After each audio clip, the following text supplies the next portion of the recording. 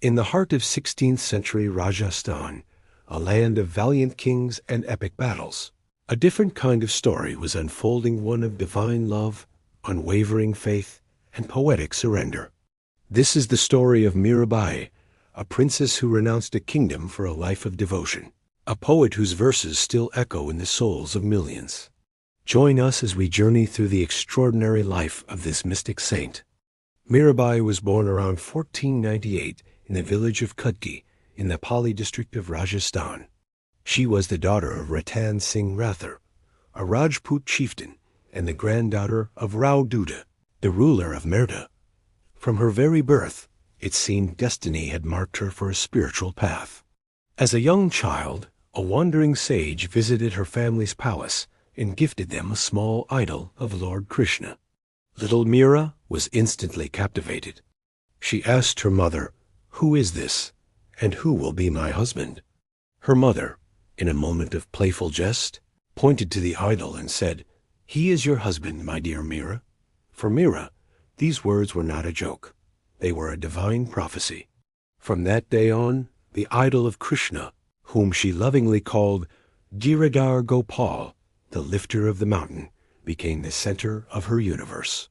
She would spend her days dressing him, offering him food, and singing songs of love and adoration. Her childhood was steeped in this innocent yet profound devotion, a stark contrast to the political machinations and martial training that defined the lives of other Rajput royalty. But the life of a princess is rarely her own. In 1516, to forge a powerful political alliance, Mirabai was married to Bhoj Raj, the crown prince of Mewar, and the eldest son of the legendary Rana Sanga. Mewar was a formidable kingdom, constantly defending its sovereignty against the Mughal Empire. Mira entered a world of courtly duties, political intrigue, and strict social protocols. She performed her duties as a wife dutifully, but her heart remained solely with her Krishna. This singular devotion became a source of great conflict within the royal family. Her in-laws, particularly her sister-in-law Udabai and her brother-in-law Vikram Singh, were staunch followers of the goddess Durga and could not understand Mira as refusal to worship the family deity. They saw her constant singing and dancing before Krishna's idol and her mingling with commoners and saints as a flagrant disregard for royal decorum and tradition. They saw her as a disgrace to their noble lineage. The challenges escalated. They tried to confine her, to shame her into submission, but Mira's spirit was unbreakable. Her poetry from this period reflects her pain, but also her unshakable faith. She wrote, "I have bought the love of Krishna by paying the price of my worldly reputation. Some say the price is too high, some say it is too low, but I have bought him after weighing it carefully." Tragedy struck her life repeatedly. Her husband Bhoj Raj died from battle wounds just a few years into their marriage. Later, her father and father-in-law Rana Sanga also fell in battle. With her worldly protectors gone, the persecution from her in-laws intensified. Legend tells of 2 attempts on her life, orchestrated by the new Rana of Mewar, Vikram Singh. First, he sent her a basket of flowers with a venomous snake hidden inside. But when Mira opened it, she found not a snake, but a beautiful idol of Krishna. On another occasion, he sent her a cup of poison, telling her it was nectar.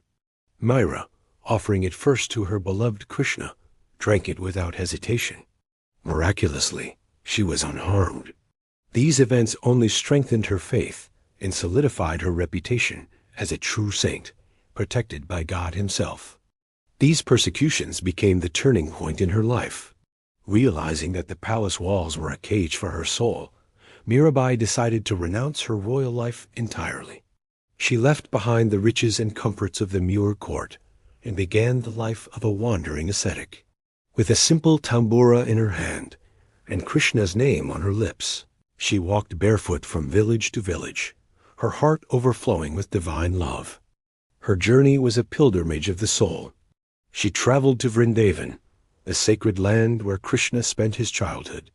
There, she sought out the great saint and philosopher, Jiva Goswami. Initially, he refused to meet her, stating that he had taken a vow not to see any woman. Mira's reply was a profound spiritual lesson. She sent a message back saying, "I thought the only man in Vrindavan was Lord Krishna. I was not aware that there was another man here besides him." Humbled by her deep understanding, Jiva Goswami immediately came to meet her, recognizing her as a great soul. From Vrindavan, her spiritual quest led her to the holy city of Dwarka in Gujarat, the site of Krishna's legendary kingdom. It was here, by the sea, that she spent her final years, completely absorbed in her devotion. The temple of Dwarkadish became her home. She lived a simple life, composing and singing her padas, or devotional songs, which drew crowds of devotees from all walks of life. Her music was a divine magnet, pulling people towards the path of love and faith. The end of Mirabai's physical journey is as mystical as her life.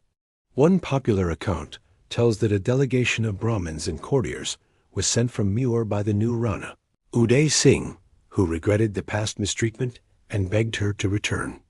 Mira, unwilling to go back to a life she had renounced, asked for one last night to pray in the Dwarkadish temple. The next morning, when the temple doors were opened, Mirabai was gone. It is believed that her physical body miraculously merged with the idol of Lord Krishna, a perfect union of the devotee with the divine. She was around 50 years old. Today, Mirabai's legacy is immortal. She left behind no kingdom, no wealth, but she bequeathed to the world a treasure far more valuable, her poetry. Her songs, known as bhajans, are sung across India and the world.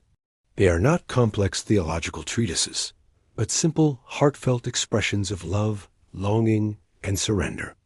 They speak a universal language that transcends caste, creed, and time, reminding us that the most direct path to the divine is through the pure, unadulterated love of the heart. Mirabai's life is a testament to the power of faith against all odds. She was a princess who chose devotion over a diadem, a widow who defied patriarchal norms to live on her own terms, and a poet whose words built a bridge of love straight to the heavens. She remains a beacon of spiritual rebellion and an icon of divine love, proving that even in the darkest of times, a single, unwavering flame of devotion can illuminate the world.